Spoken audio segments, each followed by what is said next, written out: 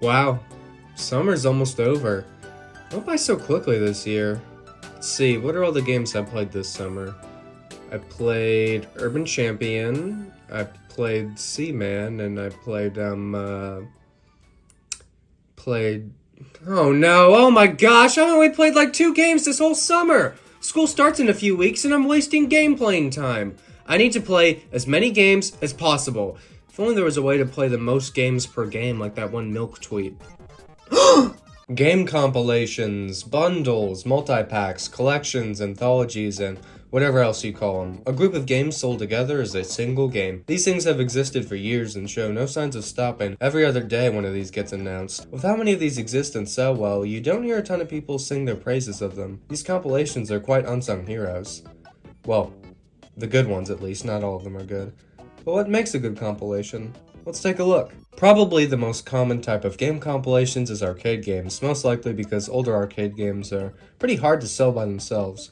You ever bought a single old arcade game by itself?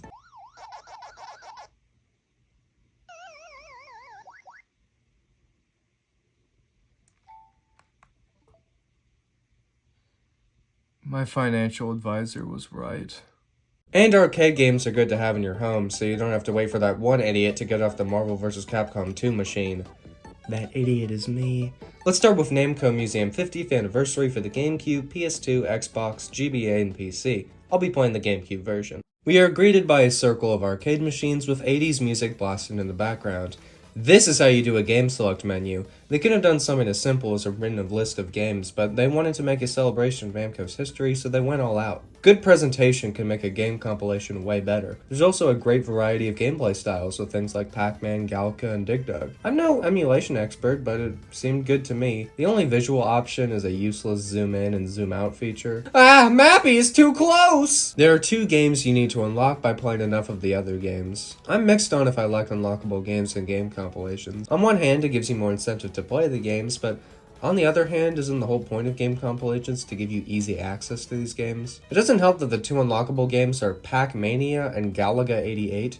You need to play Pac-Man to unlock Worst Pac-Man. Keeping the Namco train going, we have Namco Museum for the Game Boy Advance. This is a collection of 5 Namco arcade games, which is quite impressive for the handheld. There were some issues getting the games to fit into the GBA because the handheld had such a unique aspect ratio. Pole Position was able to be squeezed in, but the other 4 games weren't as lucky. Either the games would scroll as you move up and down like Miss Pac-Man and Dig Dug, or they just remade the games with smaller graphics like Galaga. I don't like these smaller graphic versions, but I guess they had no other option. I don't like when sprites change and aren't the same from game to game. Like that Mario sprite in Mario Galaxy. Oh my gosh, that's gonna make me go crazy. Anyway, I like the menu music. To finish the Namco collections, we have Pac-Man Museum Plus. This gets rid of all those other lame Namco games like Pole Position and gives us nothing but the pack. Instead of having some sort of menu to select the games, you run around a 3D arcade area and walk up to games to play them. You can even customize the arcade with furnitures, floor, wallpapers, and guests. This sounds fun, but it's so clunky and there isn't really that many options. A lot of the games also need to be unlocked. Also, not every game you can just play freely. Some cost these coins that you get by playing other games. I doubt you would ever run out of these coins, but just like, why would you do this? There isn't a lot in the way of emulation settings, only a few things like CRT filters and a pathetic zoom-in feature. Some of the games have also been censored to remove any appearances of Miss Pac-Man because, if you didn't know, Namco no longer owns the rights to her. The game Pac in Time also uses the Japanese version, even in the American releases, which means there are some stupid subtitles overlaid on the game. Namco, you did this with Katamari Reroll, and now this? I mean, if you really need a way to play a lot of Pac-Man games, this will do the job, but this is not my favorite. Now, maybe if there was a Professor Pac-Man in this collection, I would have given a better review. If any games can rival the amount of compilations Pac-Man has been in, it would be the Genesis Sonic games. They were reselling these games before the Genesis was even discontinued. Let's start with Sonic Mega Collection for the GameCube. Since Sega just became a third party at the time, it just made sense to bring the Genesis games to all the other platforms. Mega Collection has nearly every Genesis Sonic game, with even the weird ones like 3D Blast and Mean Bean Machine. And you had me at Mean Bean Machine. Again, I'm by no means an emulation expert, especially on Genesis emulation, but everything seemed fine to me. Where this game runs laps around the competition are the extras. This is another thing that can make a game compilation that much better, is bonus stuff. Music players, art, trivia, and videos are always a major plus for compilations like this. Mega Collection has quite a bit of fun stuff to look at. There are plenty of high quality artworks, including a lot of old Sonic comic book covers. These are a blast to look through, because a lot of these are hilarious out of context. There is Sonic getting married, Sonic's funeral, and Sonic and this guy. There are videos too, including a video detailing the history of Sonic up to that point. They even have a high quality version of the Sonic CD opening, which is nice because the original looked like this. Ah, that reminded me, Sonic CD is so interesting. Let's go play it. Let's see, where is it? I mean, I feel like they'd have it. They have the opening. They must have the game, right? What? Wait, where is it? So it turns out they missed a Genesis Sonic game in the form of Sonic CD. If you want to play Sonic CD on the GameCube, you're going to need to buy a whole other Sonic compilation. That compilation being Sonic's Gems Collection, a bundle of Sonic's more obscure titles. There is, as previously stated, Sonic CD, but other games like Sonic R, Sonic the Fighters, and a lot of the Game Gear games, and Vector Man for some reason. If I can't comment on the quality of Genesis emulation, I sure as heck can't give an educated opinion on Sega's arcade machine emulation. But again, I have no complaints about it. I do have complaints for this compilation's poor excuse of extras. Just tips, the credits, and that's it.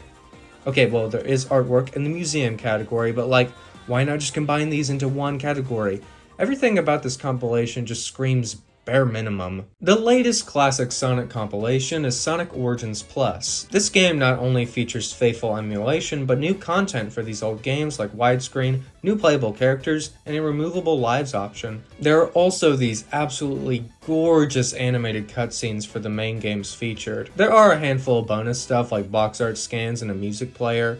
There were, unfortunately, these insanely complicated pre-order shenanigans, but now that the game has been out for over a year, that shouldn't be a problem for you. While this game is a convenient way to experience the classic Sonic games, it is clear its priority is remixing the games, but to be fair, these games are on dang near every platform, so it's not like this was your only option. There are probably more compilations of Genesis games than months I've been alive. Moving on from the Blue Blur to the Blue Bomber, Mega Man has had his fair share of compilations. Starting off with Mega Man The Wily Wars for Sega Genesis. The game is a remake of Mega Man 1, 2, and 3. You could argue this is more of a remake than compilation, but there are 3 games here, and you know, it might have not been possible to emulate the NES games on the Genesis, so I'll count it for this video. We'll categorize stuff like this as remake compilations. Anyway, Wily Wars is an awesome package in my opinion. The graphics are so much more colorful and detailed, but still very similar to the original games. Hearing the redone music through the Sega Genesis is a delight. Mega Man 1 and 3 suffered from slowdown on the NES, but those issues have been erased with this compilation. I love this game, easily my favorite Genesis game. There is one small issue. The game wasn't released physically in America back in the day, only in Europe and Japan. Luckily, the game is playable on the Sega Genesis Mini and Nintendo Switch Online in America. Even so, why did this never come out in America? And why aren't there more ports? This would have rocked on the Super Nintendo, PS1, or heck, even the Sega Saturn. But hey, you know what did come out in America? Mega Man Anniversary Collection. This is a compilation of Mega Man 1 through 8 on the GameCube, PS2, and the Xbox. Now, how's the emulation? Well, it's the worst I've ever seen. I'm no emulation expert, but even I can tell this is bad. The sounds are all messed up, pixels are different sizes, enemy damage and health are off, etc. Maybe there's some fun bonuses, but like, skip this. It is not worth your time. If only there was a good way to play the classic Mega Man games on modern consoles. Well, check out the Mega Man Legacy Collection. This game consists of Mega Man 1 through 6 with great emulation. You even get some fun bonuses like borders, filters, widescreen, etc. There are also some fun challenges to go for. For bonuses, there is a music player for each game and artwork scans to look at. That's all well and good, but where are games 7 through 10? Well, you have to get Mega Man Legacy Collection 2, which has all the other games. You really couldn't combine these two, Capcom? They really had to be separate games? Other than this greedy way to get more money, these compilations are great and cheap for the quality it gives you. We've seen Pac-Man, Sonic, and Mega Man, but now it's time for Mr. Video Game himself. Mario's one of the biggest video games ever, so surely our boy must have some good compilations. Starting off with Super Mario All-Stars for the Super Nintendo. When the SNES first came out, people thought it was ludicrous that this new system couldn't play their old NES games, so Nintendo took the 4 Mario games on NES and remade them for the Super Nintendo. Again, this may fit more as a remake than compilation, but this game was very important and is what brought compilations and game remakes mainstream. Also, people would get mad if I didn't talk about it. The game consists of Mario 1, 2, 3, and the Japanese Mario 2 retitled to Super Mario The Lost Levels. The games look so much better and have so many new colors and parallaxing backgrounds. 2 and 3 play near identically to the originals, but 1 and Lost Levels have different physics. Both games also now start with 5 lives opposed to the 3, and all games can now save progress. Later releases of the game added Super Mario World, and even edits to that game were made too, like new sprites for Luigi. The game proved to be the second best-selling game for the system, and a must-have game for any Super Nintendo owner. Many years later, now in the Wii era, it's Mario's 25th anniversary, and a new Mario All-Stars game is coming out to celebrate. Wow, could this be remakes of the 4 games in the style of New Super Mario Bros. Wii? Nope! This is literally just the Super Nintendo game, printed on the Wii disc. They didn't change a single thing. According to Super Mario Broth, this Wii version only used 0.3% of the space on the disc. 99.7% of space on the disc was left unused. Is there a game that uses less space? Well, at least we got some bonuses physically with a big box filled with an art book and a music CD. The CD sounds cool, but well, half of the tracks are actual Mario songs, half are just like 2-second sound effects. Yo, yo, yo! Ah! Let's hope Mario's next compilation is better. I mean, okay, kind of. Released in 2020, we have Super Mario 3D All-Stars. This compilation features emulated versions of Mario 64, Sunshine, and Galaxy. All the games are cleaned up, and Galaxy even got standard button controls, and Sunshine is now in widescreen. Probably could have gone a little further, maybe give 64 a widescreen option, give Sunshine GameCube controller support, etc. In terms of extras, there is a music player for all the songs in the game, but that's it.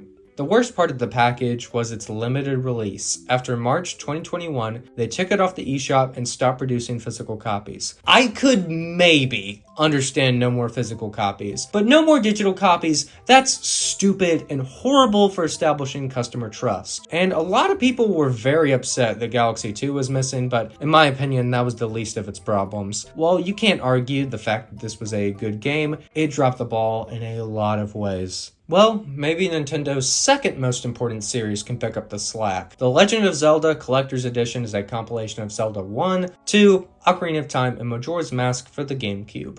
The emulation of all these games is pretty good, well, maybe except Majora. All games now have save states. For bonuses, there is a demo of the Wind Waker and a video of the history of Zelda up to that point. Thanks to this game and the Game Boy Player, you could play every single Zelda game up to that point on the GameCube.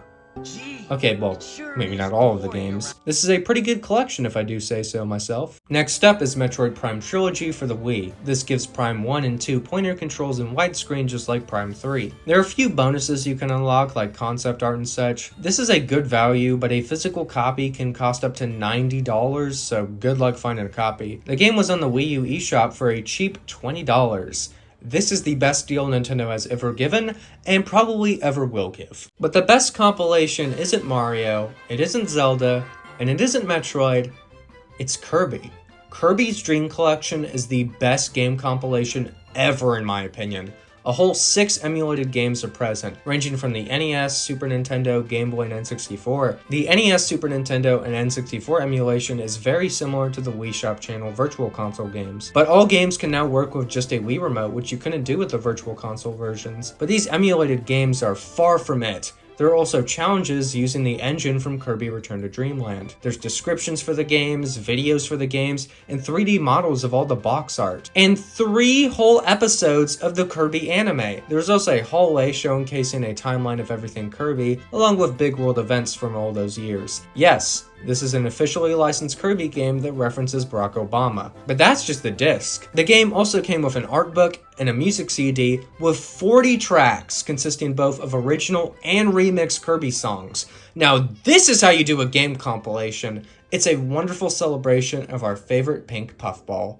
Okay, let's do a lightning round. Midway Arcade Treasures. What the heck is this menu? Angry Birds Trilogy. This is the only way to play some of these games legally anymore. Pong, Asteroids, Yar's Revenge for GBA. You can play 2-player Pong and 1 GBA, that's pretty cool. Rare Replay. Basically every rare game that wouldn't require ridiculous amounts of licensing in one package, that's pretty cool. The Orange Box, Half-Life 2, Team Fortress 2, and Portal all together. Dreamcast Collection for Xbox 360. If you had to choose 4 important Dreamcast games, would you ever pick Sega Bass Fishing? That's not even the best Dreamcast game about fish. Nintendo's Puzzle Collection, a Japanese exclusive collection of Dr. Mario 64, Panel de Pon, and Yoshi's Cookie for the GameCube. Why didn't this come out anywhere else? They said that it was going to come out. Why did you bail? Atari's Flashback Classics Volume 1 and 2. Why are these separate games? Sega Smash Pack, Sega Genesis Collection, Sonic's Ultimate Genesis Collection, Sega Genesis Classics. Okay. That's enough for now. Woo! I did it. I've now played over 100 games this summer.